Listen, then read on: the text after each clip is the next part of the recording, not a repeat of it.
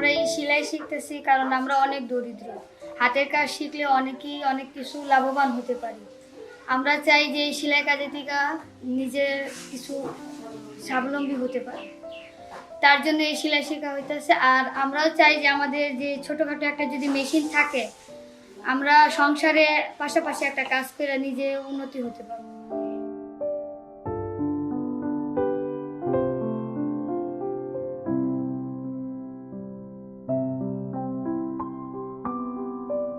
আমাদের একটাই চাওয়া সবারই, যেন আমরা মাটি সমিতির কাছ থেকে কিছু সহযোগিতা পাই এবং যেন 4-5 জন মিলে একটা দোকান দিতে পারি এবং সুন্দরভাবে যেন আমাদের পরিবারটাকে আরও অর্থনৈতিক দিক দিয়ে সচ্ছল করতে পারি।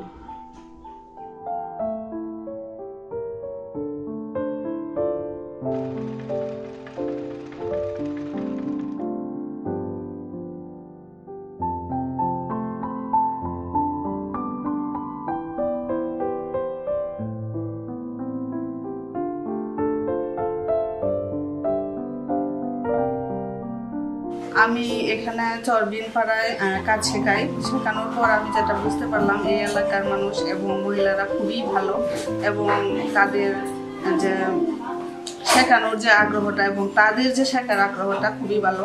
আমি যতটুকু আমার বোঝানোর আগে ওরা খুবই বুঝে ভালো এবং তাদের যদি একটু সহযোগিতা করা যায়, মনে করি যে তাদের জীবনে একটা কিছু সেটা তারা করতে পারবে।